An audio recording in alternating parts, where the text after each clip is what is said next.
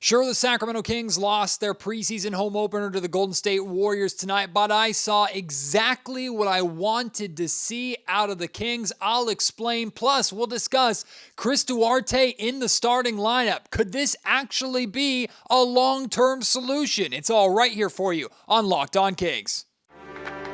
You are Locked On Kings, your daily Sacramento Kings podcast, part of the Locked On Podcast Network, your team every day.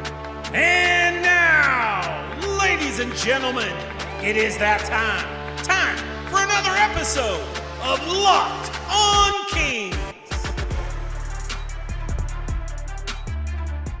Hello and welcome into Locked On Kings, your podcast hub for Sacramento Kings coverage all season long. Today's episode is brought to you by Gametime. Download the Gametime app, create an account, and use code LOCKEDONNBA for $20 off your first purchase. My name is Matt George. I have the privilege of being your host here. I'm a Sacramento sports anchor and reporter for ABC 10 News. And if you were listening last week on the Locked On Kings podcast, after the Kings lost to the Lakers, I talked about this preseason game 3, their first home game of the year against the Golden State Warriors. And I told you I needed to see one thing. And if I saw that one thing, I would be happy. And that one thing was I wanted to see the Sacramento Kings offense that we know and love, the offense from last season that rose the Sacramento Kings from bottom of the league or towards the bottom of the league, playoff drought into third seed, and a team that many believe could actually beat and nearly did beat the Golden State Warriors in the opening round of the playoffs. That offense that the Sacramento Kings made the foundation of their success, that offense that became the Kings' identity. That's what I wanted to see tonight. Now, I knew I wasn't going to see it for the typical 35 to 48 minutes that we normally see it. Why? Because I knew the Sacramento Kings starters and main players and main rotation was not going to be featured the entire night. Why would it? It's preseason. But for the start of the game specifically, out of the gate, the first quarter, I needed the Kings to make a strong impression. And they came out of the gate red hot. They scored 38 points in the first quarter. They could not miss from 3 to start this game. I got exactly what I was looking for from the Kings out of the gate. Enough to make me look at the remainder of that game, to look at the final score, even though it doesn't matter in preseason. Look at the Kings going 0-3 in preseason to this point. Recognize that there still is work to be done on both ends of the ball, but especially on the defensive end, that Mike Brown is still trying to figure things out.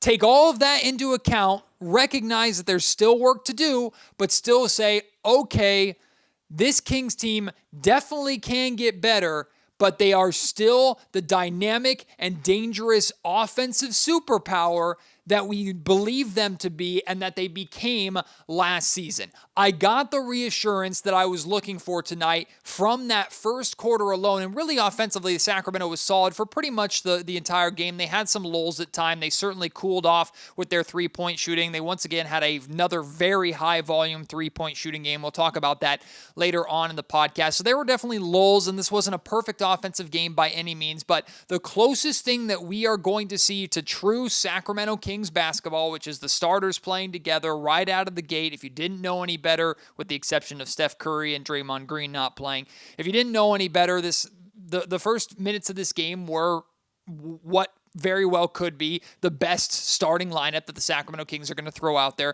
for the majority of this season. We wanted to see that group perform as if they were taking on the Golden State Warriors for real, as if this was October 27th and it was game 2 of the season, Sacramento Kings true home opener, Kings and Warriors playoff rematch, right? And the Kings came out of the gate and they showed me what I wanted to see on the offensive end. So I'm not worried about the loss. Truly, I could care less about the loss. I could care less about the result. I saw some people saying, man, the Sacramento Kings couldn't even beat the Golden State Warriors without Steph Curry and without Draymond Green, and they were at pretty much full strength. That wasn't the point of this game whatsoever. And even so, in the first quarter, the Sacramento Kings built to a 15-point lead. Now, if Steph Curry and Draymond Green were playing, would that have been a 15-point lead? I don't know. Would the Warriors have been able to cut down that 15-point lead as quick as they did? Probably. Who cares? That context is for a later day. I don't care anything about anything the Golden State Warriors did. I don't care who had a good game over there. I don't care who had big moments. I don't care about anything that the Warriors are doing, because truly it doesn't matter to me. Everything from this game was about what the Sacramento Kings could show me.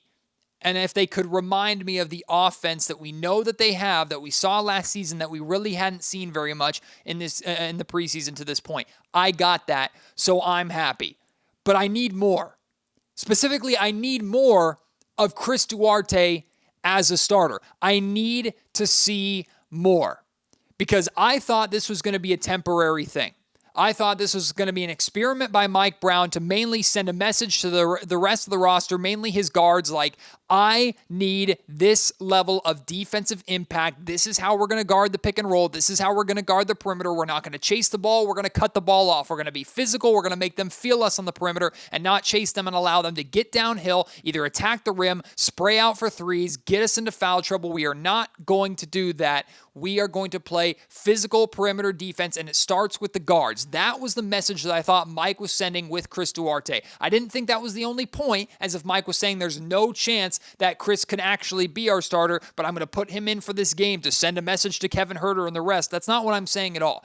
But I thought that we were going to see Chris Duarte as a starter. The message was going to be sent. Chris would probably have some good moments here or there, but ultimately we'd see, yeah, that's Kevin Huerter's starting spot. Chris was just kind of keeping it warm for a day. That's not how I feel at all after watching this game. Now, to be very, very clear, I still think this is Kevin Huerter's spot, right? Duarte has to do more to take this spot.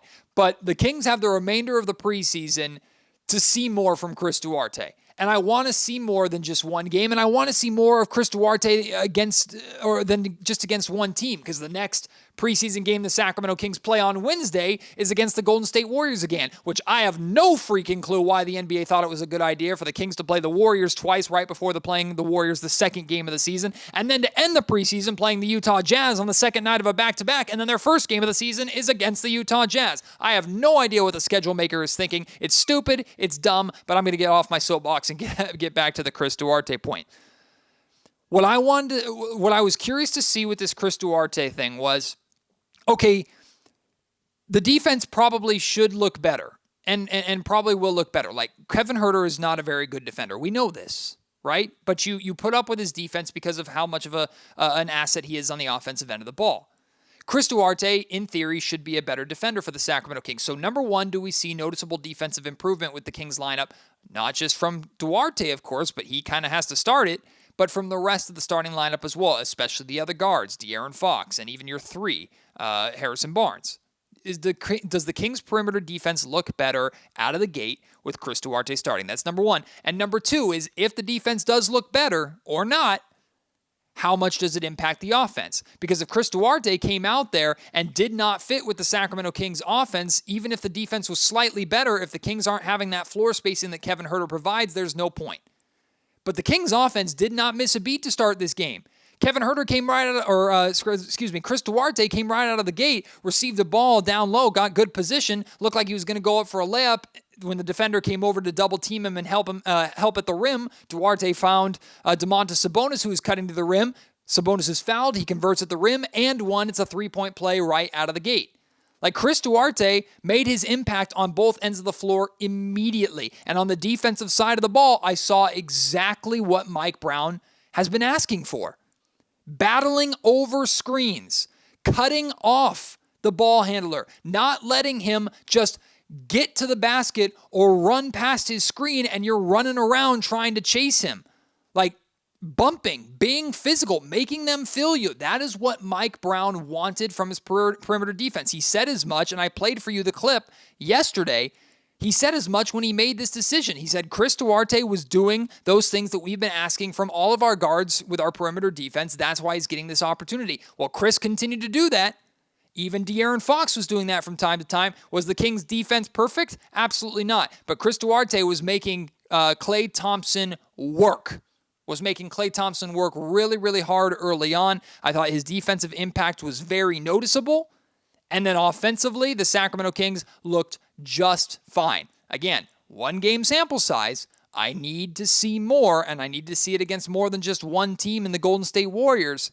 But if this continues, if this is how the Kings starting lineup can look consistently, if the offense is going to be around just as good. Maybe there's a slight drop-off with their three-point shooting, because I do think Kevin Huerter is a better three-point shooter and all-around offensive player than Chris Duarte is. But if the defense is noticeably better for a slight offensive drop-off, that is the gamble, that is the trade that Mike Brown told me in answering my question at practice yesterday that he is willing to make.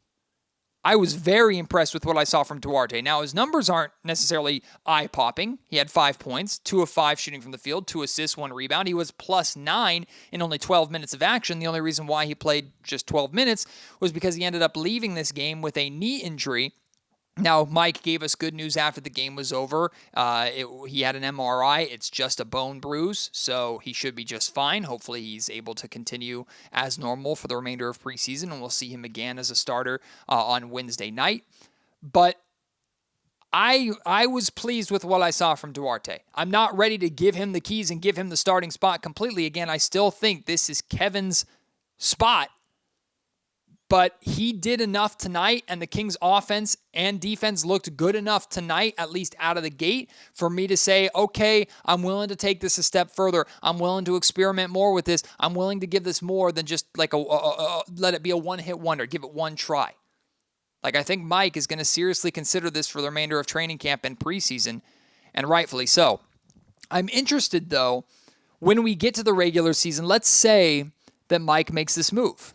Let's say that Chris Duarte is the guy, is the starting 2 for the Sacramento Kings come opening night against the Utah Jazz. At that point, he's going to his true rotation, which I think is a 8, 9-man, maybe 10-man, but 9-man rotation more than likely. That staggers a lot of the starters. What does the rotation look like with Mitchell, Monk, and Huerter all coming off of the bench? Trey Lyles is probably in there, so there's 9 right there. How are you getting JaVale McGee involved? And then we haven't even mentioned Sasha Vezenkov, who at that point is number 11. How are you getting these guys involved in these staggered lineups? I would need to see what Mike Brown's thought process is on this, because at least in tonight's game, coming out of the starting unit, it was, I think, Trey Lyles and Kevin Huerter that were the first ones into the game off the bench, and it was Harrison Barnes and Chris Duarte who were subbed out first.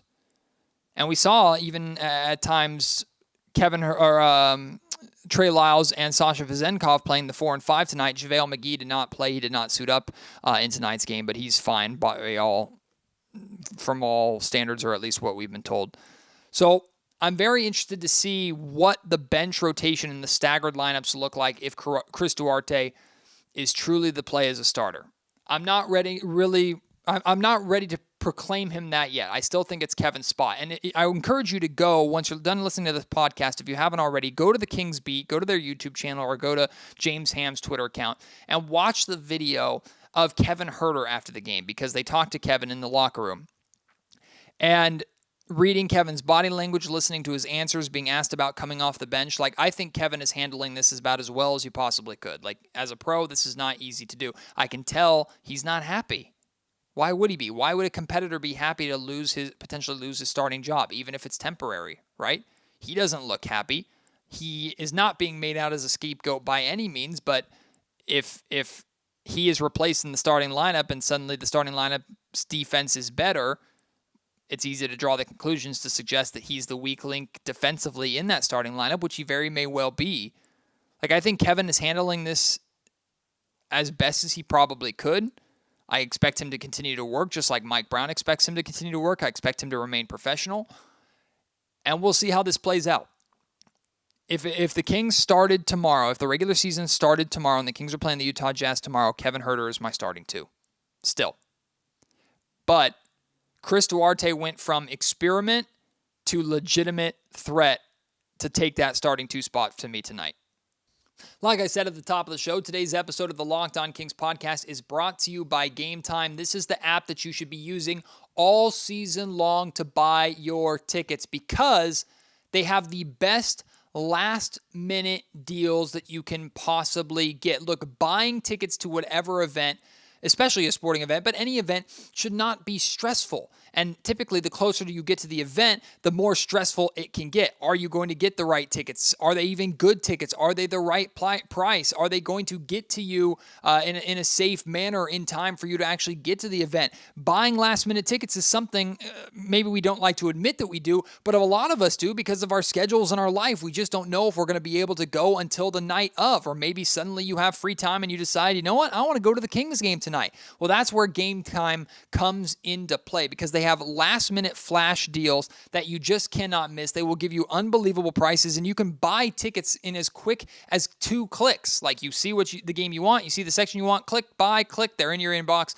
you're ready to go, they're on your phone, you can head to the game and buy them right then and there. Hell, you can even buy them while you're walking up to the event, and they have amazing images of what your view is going to look like from your seat, not just your section, not just the general area, but specifically your row and your seat, what your view is going to look like. I've used Gametime to buy last-minute tickets. I've told this story before. I did it to buy last-minute San Francisco Giants tickets during the playoffs last year when I was covering the Sacramento Kings on an off night, and I just decided on a whim, hey, I'm going to go to the Giants game. Bought tickets, great tickets for super cheap. Gametime is super easy to use, so go and download the Gametime app right now, create an account, and use code LOCKEDONNBA for $20 off of your first purchase. Terms apply. Again, create an account, redeem code LOCKEDONNBA, LOCKEDONNBA for $20 off. Download Gametime today. Last-minute tickets, lowest price, guaranteed. You think Domantas Sabonis has been looking forward to playing the Golden State Warriors again? My goodness, save some for the regular season, big fella. Domas came out of the gate firing tonight, and he didn't care who was playing and who wasn't. He didn't care if Draymond Green was there or not, or Steph Curry was playing or not, or Chris Paul was playing or not, or if it was a preseason game or a regular season game or an NBA Finals game. Domas came into tonight's game with a mission, and that was to showcase what he's been working on this summer, particularly with that jump shot. He had 19 points tonight, 8 of 11 shooting from the field, 2 of 2 from three-point range, 1 of 2 from the free throw line. I would have liked to see him get to the line more, but to be honest, the Kings got to the line, 18 times to Golden State's like 40 or almost 50, which is ridiculous, but you know what? I don't care. It's preseason. I'm not getting worried or bothered about anything like that. If that happens in the regular season, you best believe I'm going to be throwing a fit, but during the preseason, I don't care enough. Domas should have gotten to the line more than 2 times. Did have 11 rebounds, also 5 assists, only played 25 minutes, so imagine if he played his normal 35. This is a triple-double, and he may have gotten like close to 20 boards, and he probably would have flirted with 30 points. Like, Domas was on fire tonight.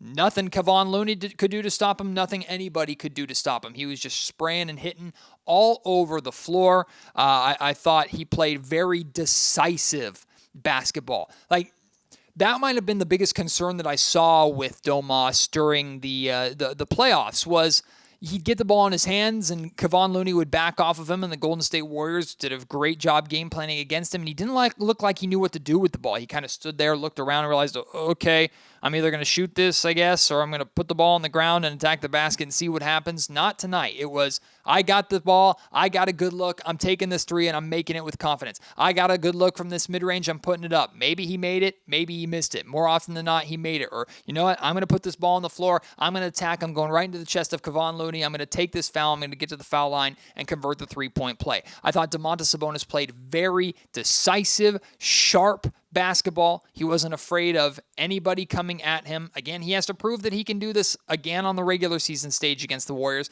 and then he's going to be able to prove that, or got to prove this, that he has to do consistently over the course of the playoffs, regardless of who the Kings play, when he and the Kings get back there next year.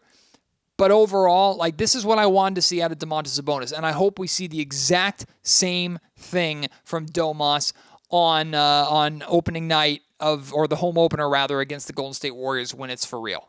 I hope we see it then, because I can't really brag about this tonight. I can't really go on social media and go at all the lurking Golden State Warrior fans who are still in my mentions anytime I say anything remotely positive about Domas that has nothing to do with the Warriors. They're still there because apparently they care that much. I can't brag to them after a preseason game. I could be very pleased with what I saw from Domas, and I can have full confidence in him like I already did coming into this game. I have even more confidence in him now going into that game against the Golden State Warriors. I think on October 27th, Domas is going to eat, chew up, and spit out the Golden State Warriors in a lot of ways. Doesn't mean he's going to play a perfect game. Doesn't mean Kevon Looney's not going to beat him from time to time, or the Golden State Warriors aren't going to potentially win that game. I think Domas is going to look really, really good. I think Domas has been chomping at the bit to get this opportunity to not just play the Warriors again, but to play again, period, and work on the things that work on his shortcomings and his shortfalls and the things that he struggled with in the preseason, or rather the postseason last year. Because as much as it bothered you and me that he was struggling and we had to hear the taunting and jawing of Golden State Warrior fans or whatever, I promise you, Domantas Sabonis was more frustrated with himself and his struggles than he was what people were saying about him. Although I'm sure he'll never tell you, and he'd probably never show it, but I imagine that got under his skin a little bit too with how they were talking about him all off season long. One note that I have for Domas, I would like to see him be a little more aggressive with mismatches. Like there are a couple possessions where he got switched onto a guard, like Klay Thompson was on him, or like a point guard was on him, or even a three was on him. That's where I'd like to see Domas use that ox strength that he has and back someone down, get more on the block or under the basket, close to the rim, close to the restricted area, get yourself in the paint a little bit. If the help defense comes over, you're such a great passer, find the open man. If not, if they're going to let you go one-on-one against a smaller man, go right over the top and don't hit a turnaround jumper or a hook shot. Go right up into their chest and try and score. Like, that's what I want to see from Domas more when he has those mismatches and is taking advantage of that a little bit more, especially with how much defenses are going to switch when trying to guard the Sacramento Kings. So that's my note of what I would like to see more out of Domas from this game tonight. The Sacramento Kings were 15 of 45 from three-point range tonight. They now have taken 140 threes through 3 preseason games. 140, a 53 game in game 1, and then 45 in both games 2 and game 3, if I'm not mistaken. 15 of 45 tonight. It's still in the 30s. I think it's like 33% or something like that. It is 33%. So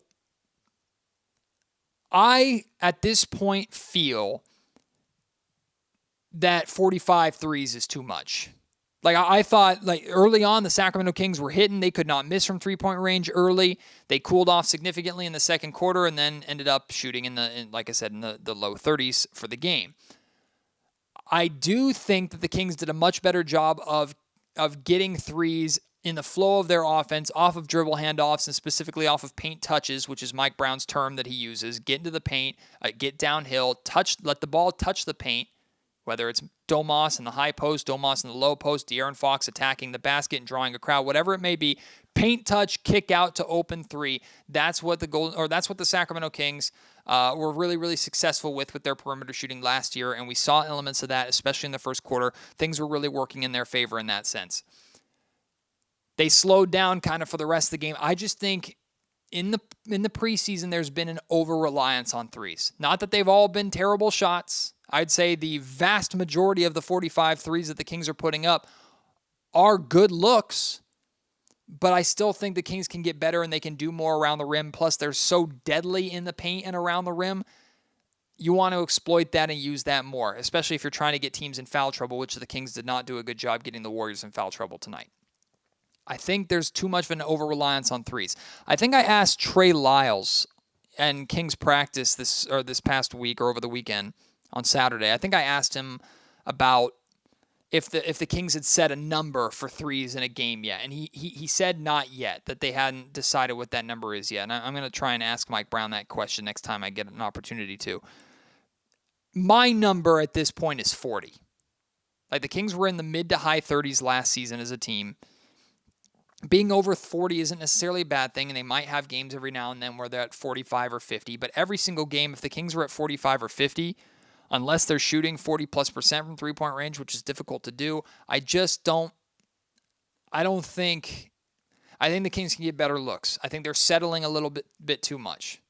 Like, 5 fewer threes, and the Kings still make 15 of them, but they get 5 other looks from mid-range or at the rim. I think the Sacramento Kings overall are better off. Maybe it's a little nitpicky. It's not a major thing. I just think the Sacramento Kings are a little too reliant on the three-point shot at this point in time.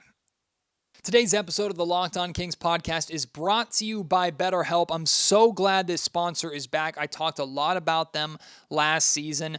Mental health is so incredibly important. We're seeing mental health be taken way more seriously in professional sports, period, especially in the NBA. They're like mental health staff members and coaches and therapists and things like that you see on NBA staffs and NBA payrolls now, which I think is fantastic.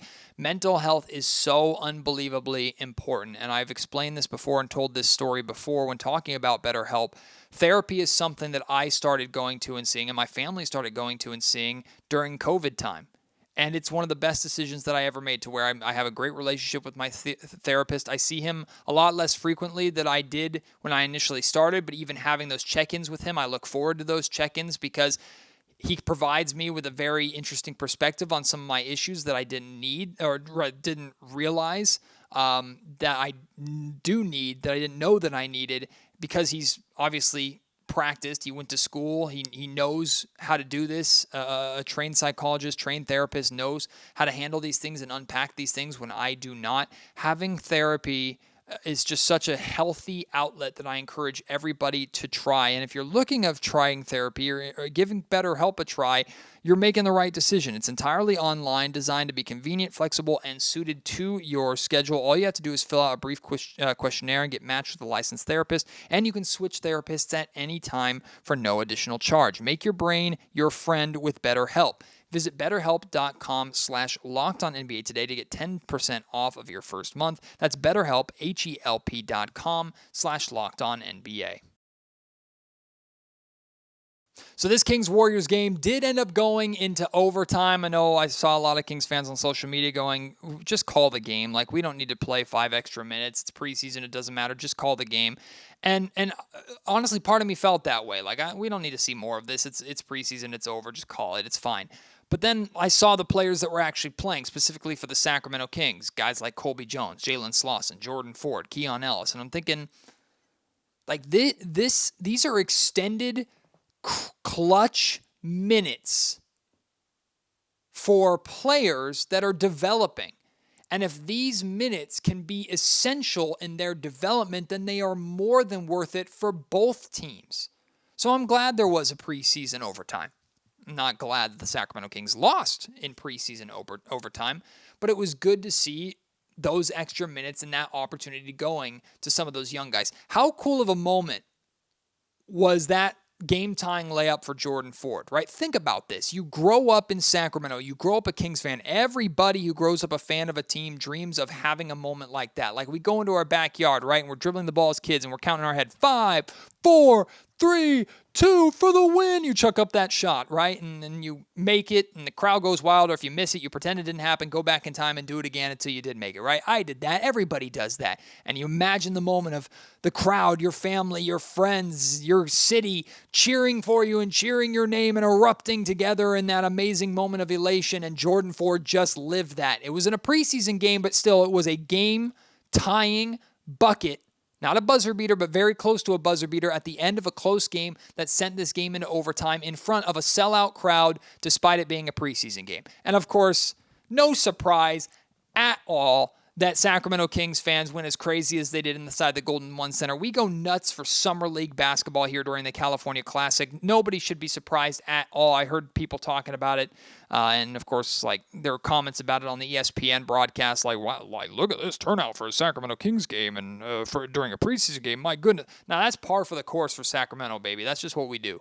We make noise like that regardless if the game counts or not. So I was fired up to see that. I'm glad Jordan Ford got that moment. I thought Colby Jones and Keon Ellis played really well. Colby Jones is going to be, I think, really solid for the Sacramento Kings. Like, every time he comes in and play, he just does something right. He had 8 points, 4 of 7 shooting from the field, 2 assists, 14 minutes, played some really good defense at times. Keon Ellis in his second year, really solid game, 11 points, 4 of 7 from the field, 3 of 5 from three-point range, 2 rebounds in 13 minutes. Like, those overtime minutes and fourth quarter minutes are essential for those guys. And I think the Stockton Kings this year, with Colby, with Jalen, with Jordan, with Keon, I think they're going to be a lot of fun to watch. So I'm very interested in Stockton Kings basketball as well this season, in addition to Sacramento Kings. But all right, now I want to hear from you. What did you think of this Kings game? What did you think of Chris Duarte in the starting lineup? Kevin Huerter coming off the bench? Your thoughts on Domantas Sabonis and his performance? Anything else that I missed that you want to touch on? Send me your thoughts after this Kings game. You can reach me on Twitter at MattGeorgeSack. You can email me, mattgeorgesports@gmail.com, or leave your thoughts in the YouTube comment section down below. Thank you so much for supporting the Locked On Kings podcast. As always, have more pods coming for you from Kings practices and things like that as we continue preseason. Wednesday, the Kings play the Golden State Warriors. I have Scott Freshour, the Sacramento Kings MC, is joining me on Tuesday. We're going to discuss what it was like to, and he grew up as a diehard Sacramento Kings fan. He's the voice of the Kings other than Scott Moak, who does the PA work. Freshour is different. He's the guy that's hyping you up before the fourth quarter and hyping you up before the game starts. Like, talking to Fresh, he's a friend of mine. I'm very interested to hear his perspective on what it was like emceeing in the playoffs for the first time for him. Plus, he's going to tell us all about the great stuff coming to Sacramento Kings games this year, so I'm very excited for that. I have another really big interview coming over in the very near future that I'm excited about. Won't say anything more about that, but it has to do with the Stockton Kings, so I'm looking forward to that in the very near future. So more great content coming for you here on the Locked On Kings podcast. One more week of preseason basketball, and then it's regular season time, a week from Wednesday. Very excited to get this ball rolling, very excited to get this party started, and I'm thankful to have you with me. So thank you again. Can't wait to have you join me on the next episode of Locked On Kings. Until then, my name is Matt George. You've been listening to the Locked On Kings podcast, part of the Locked On Podcast Network.